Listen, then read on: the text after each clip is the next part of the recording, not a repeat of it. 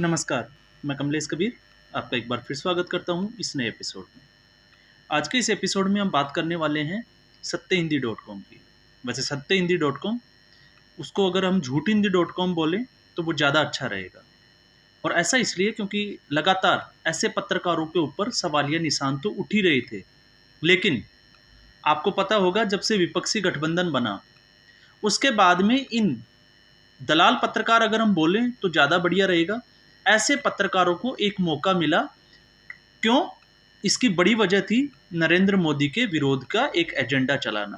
क्योंकि 2014 के बाद में आपने देखा होगा, 2014 से पहले इन पत्रकारों की स्थिति कुछ अलग हुआ करती थी। बड़े मीडिया हाउस, कॉरपोरेट हाउस में ये काम करते थे। इसके अलावा इनकी मंत्रिमंडल में कौन मंत्री बनेगा, वहां तक इनकी जो है वो पहुंच हो जाती थी। और यही एक वजह थी कि वो लगातार जो है वो न्यूज ब्रेकिंग करते रहते थे। लेकिन 2014 के बाद में, जब से नरेंद्र मोदी आए, उसके बाद में इन पत्रकारों का ज़्यादा कुछ जो है वो बनता हुआ दिखाई नहीं दे रहा। और उसी कड़ी में आपको पता होगा, इंडिया अगेंस्ट करप्शन एक अभियान चला था।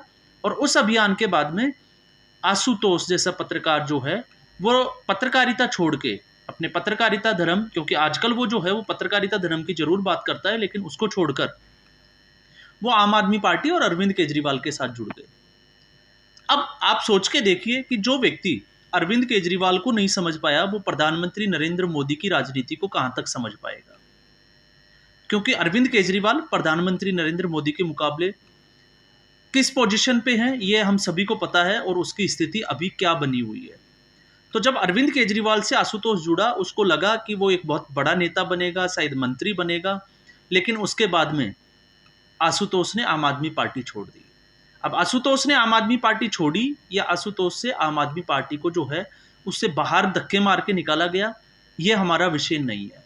लेकिन पिछले 3 से 4 महीने का अगर हम इनका विश्लेषण देखते हैं, लोकसभा चुनाव को, तो लोकसभा चुनाव को लेके इनका विश्लेषण, क्योंकि इनको एक संजीवनी मिली थी। और वैसे भी मैं हर बार बात करता हूं कि ऐसे पत्रकारों के चक्कर में आके जो है वो कांग्रेस पार्टी की ऐसी दयनीय स्थिति बनी है।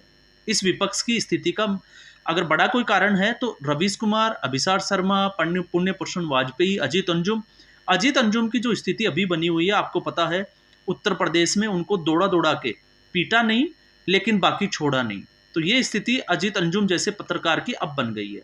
लेकिन जब ये पत्रकार ये बात करते हैं कि ये 20 साल से 30 साल से पत्रकारिता से जुड़े हुए हैं, पत्रकारिता कैसे होती है, विश्लेषण कैसे किया जाता है, जब ये इस तरह के आंकड़े लेके आते हैं, तो फिर ये आंकड़े जो है वो हास्यास्पद हो जाते हैं। अब जब ये व्यक्ति ये कहते हैं कि नरेंद्र मोदी के खिलाफ एक लहर है, विपक्षी गठबंधन जो है वो अब बहुत कुछ कर देगा, मोदी डरा हुआ है, जब ये इस तरह के जो है वो आके अपने वीडियो में, अपने यूट्यूब चैनल पे और मीडिया हाउस पे इस तरह की बातें करते हैं, क्योंकि आपको पता होगा, जब से 19 अप्रैल को पहले चरण के चुनाव शुरू हुए, उसके बाद से ही ये लगातार जो है वो प्रधानमंत्री नरेंद्र मोदी को कोस रहे थे। और लग रहा था जैसे पहले 2 से 3 चरण के चुनाव की अगर हम बात करें, तो पहले 2 से 3 चरण के चुनाव उदासीन थे, उतना उत्साह जो है वो मतदाता में नजर नहीं आया। तो इनको लगा कि इस बार जो है वो नरेंद्र मोदी से जो मतदाता नाराज है। फिर उसके बाद में चाहे वो मंगलसूत्र हो, चाहे मुसलमान हो, कई तमाम तरह के मुद्दे आए, तो इनको लगा कि अब नरेंद्र मोदी जो है वो डरा हुआ है। और 7वें चरण से आते आते जब नरेंद्र मोदी मेडिटेशन करने चले, तो फिर इनको लगा कि इस बार तो जो है वो बिल्कुल ही हवा जो है वो बदलने वाली है। और उसके पीछे सबसे बड़ा कारण है तेजस्वी, अखिलेश यादव और राहुल गांधी।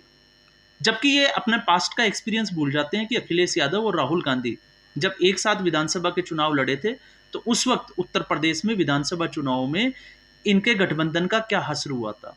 और इस बार भी जो है वो स्थिति यही बनी हुई है। लेकिन कल से जब से एग्जिट पोल आए हैं, क्योंकि इंडिया गठबंधन ने, आपको पता होगा, एक बंद कमरे में एक नैरेटिव तैयार किया, उसका वीडियो वायरल हुआ, और सबके चेहरे जो है वो देखने लायक थे। एक भी चेहरा जो है वो हंसता हुआ दिखाई नहीं दे रहा, सबके चेहरे जो है वो मुरझाए हुए थे। और ऐसी स्थिति में इन लोगों को लगा कि एग्जिट पोल जो है वो इस बार इंडिया गठबंधन के फेवर में आने वाला है, लेकिन ऐसा कुछ हुआ नहीं। और उसके बाद भी इन लोगों के जो है वो, जिसको कहें कि ये चीजें भी बर्दाश्त के बाहर है, तो फिर इन्होंने भी एक जो है वो नैरेटिव तैयार करने की कोशिश की, और वो था एग्जिट पोल पे ही क्यों नहीं सवालिया निशान खड़ा कर दिया जाए। और इसी कड़ी में अगर आप देखोगे, चाहे सत्य हिंदी .com हो या बाकी के जितने भी जो पत्रकार है, अगर आप उनके चैनल को उठा के देखोगे, तो आपको लगेगा कि इनके जो थंबनेल जो बने हुए हैं वो अभी भी इसी और इशारा कर रहे हैं कि सब कुछ जो है वो नरेंद्र मोदी के खिलाफ है। और इनकी पत्रकारिता ये है कि इन्होंने जो बोल दिया वो ही इस देश में जो है वो होने वाला है। और यहाँ पे देखो, मैं आपके सामने ही इसमें अगर हम बात करें तो इनकी स्थिति क्या बनी हुई है। इन्होंने एक वीडियो बनाया है, नतीजों से पहले क्या गृह मंत्री खेल कर रहे हैं और किसको धमका रहे हैं। मतलब आप अंदाजा लगा के देखिए कि जब 400 पार जब इनकी जो है वो सीटें आ रही है, या 350 के पार भी अगर सीटें रहती है, तो फिर इनको किस चीज़ की ज़रूरत है, इनको किसको धमकाने की ज़रूरत है। और धमकाएंगे उन पार्टियों की जिनकी सीटें जो है, अगर समाजवादी पार्टी 4 से 5 सीटें ले जाएं, ये बहुत बड़ी बात है। और राहुल गांधी की अगर हम बात करें कांग्रेस पार्टी की, तो कांग्रेस पार्टी अपनी पिछली बार की जो सीटें हैं अगर उनको रिपीट करे तो वो उसके लिए भी जो है वो बहुत बड़ी बात है। इसके अलावा आप देखिए, इसके एक वीडियो और है, सारे एग्जिट पोल को पचाड़ सट्टा बाजार ने फोड़ा बम और बुरे हारे मोदी। ये इस तरह के जो है वो एक नैरेटिव तैयार करने की कोशिश की जा रही है। और ये वही लोग होंगे जो 4 तारीख के बाद में जो है वो विधवा विलाप शुरू कर देंगे, ये रोना धोना शुरू कर देंगे और इनके लोकतंत्र डेमोक्रेसी की जो है वो हत्या हो जाएगी। अब इनको कोई ये पूछे कि लोकतंत्र की जो शक्ति है वो इन नेताओं में और इन पत्रकारों में निहित नहीं है। लोकतंत्र की जो शक्ति है वो जनता के हाथों में। जनता ने तय करना है कि किसको जिताना है। और 2014 के बाद में इन ऐसे पत्रकारों के सारे नैरेटिव आप उठा के देख लिए। 2014 में भी इन्होंने यही भविष्यवाणी की थी, 2019 में भी उनका यही मानना था, और 2024 में भी ये वही गलती कर रहे हैं जो गलती इन्होंने पहले की थी। और यही हश्र जो है वो इनका होने वाला है। अब इन्होंने आशुतोष ने जो है वो प्रभु चावला को, उन्होंने भी इस मामले में जो है वो एक वीडियो बनाया, उनको बुलाया, और उनका मुद्दा यही था कि क्या सारे एग्जिट पोल जो है वो सही निकलेंगे। मतलब ये इनका चेहरा आप देखोगे तो आपको आइडिया लग जाएगा कि इस एग्जिट पोल के बाद में इनकी स्थिति क्या बनी हुई है। लेकिन प्रभु चावला ने जो है वो स्पष्ट तौर से कर दिया कि ऐसा हो सकता है। तो आप अंदाजा लगाइए, जब ये यही नहीं समझ पाते कि मतदाता की जो है वो नब्ज क्या है, तो फिर ऐसे पत्रकारों को पत्रकारिता छोड़ के इनको दलाली करना शुरू कर देना चाहिए, जो कि ये कर रहे हैं। और इसी का खामियाजा जो है वो विपक्ष की पार्टियां और सबसे बड़ी पार्टी कांग्रेस पार्टी जो है वो इनके आकलन में आ जाती है, और उनको लगता है कि ये बहुत कुछ अच्छा करने वाले हैं। फिर चाहे वो विधानसभा चुनाव हो, राजस्थान, मध्य प्रदेश और छत्तीसगढ़, और इस बार भी ये लोकसभा चुनाव में यही बात कर रहे हैं कि मध्य प्रदेश, उत्तर प्रदेश और राजस्थान में जो है वो भारतीय जनता पार्टी बुरी तरह से जो है वो पिछड़ रही है। हालांकि 1-2 सीटों का जो है वो फेर जरूर चल रहा है, लेकिन इसके अलावा दक्षिण भारत में भारतीय जनता पार्टी गेन कर रही है। अब ये इस तरह का आकलन जो है वो लगाने में फेल हो गए। तो आप जो है, और सबसे बड़ी बात ये देखिए कि जब आप इनके वीडियो को आप ओपन करोगे और कमेंट बॉक्स में जाओगे तो किस तरह के कमेंट मिलेंगे।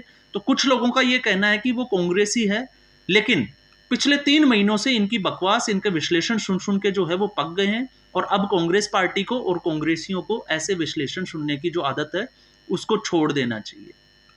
अब ये सीधे तौर से जो है इनकी पत्रकारिता के ऊपर सवाल उठ रहे हैं।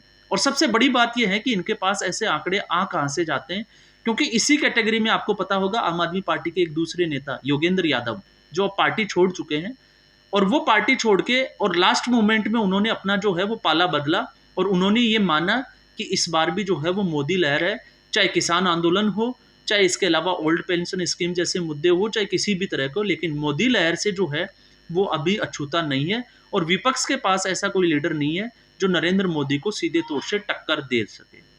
तो आशुतोष, आपको पता होगा, और अभी भी जो है वो 2 दिन का समय बाकी है, तो आप देखते जाइए 2 दिन में जो है वो इनके किस तरह के जो है वो वीडियो आएंगे, और 4 तारीख के बाद में ये किस तरह का एक एजेंडा चलाएंगे, ये तो सबको पता है।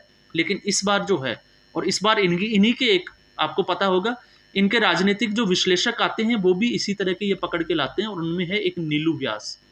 उन्होंने तो पहले ही मान लिया था कि एनडीए जो है वो पूर्ण बहुमत के साथ सरकार बना रहा है, और विपक्ष जो है वो 4 जून के बाद में ये जो मीटिंग जो रखी गई थी कल, उस मीटिंग का एजेंडा क्या होगा, तो उसने एक्सपोज किया, और उसने ये माना कि विपक्ष जो है अब 4 तारीख के बाद में जो है वो लोकतंत्र की हत्या हो गई, इस तरह का रोना धोना शुरू करेगा, सड़कों पे उतरेगा, धरने प्रदर्शन करेगा, और इस तरह की जो घटनाएं हैं वो 4 जून के बाद देखने को मिलेगी। लेकिन 4 जून के बाद में क्या देखने को मिलेगा ये आप सभी को पता है। भारतीय जनता पार्टी, नरेंद्र मोदी पिछली बार के मुकाबले जो है वो ज़्यादा सीटें लेके आ रहे हैं, और यही एक दर्द है कि इनकी जो है वो अब सारी क्रेडिबिलिटी जो है वो भी लगातार खराब होती चली जा रही है। अब ये तय करना होता है इनके फॉलोवर्स को कि इनके पास इतना ज्ञान कहाँ से आता है, और फिर ये इनका ज्ञान लेके जो है वो किस तरह का एक आकलन करते हैं। जबकि एक छोटे से छोटे जिस लेवल का जो पत्रकार है, जो ग्राउंड लेवल पे बात कर रहा है, उसको भी पता है कि भारतीय जनता पार्टी की कितनी सीटें आ रही है। और आप उठा के देख लीजिए, ऐसे बहुत सारे आपको जो है वो लोग मिल जाएंगे जिनके व्यूवर्स और फॉलोवर्स ज़्यादा नहीं होंगे, लेकिन उनका आकलन जो है वो बिल्कुल सटीक जाने वाला है। तो ये स्थिति ऐसे पत्रकारों की बनी हुई है। तो आज के एपिसोड में बस इतना ही। उम्मीद करूंगा ये एपिसोड आपको पसंद आया होगा। वीडियो को लाइक करें, शेयर करें और चैनल जरूर सब्सक्राइब करें। धन्यवाद।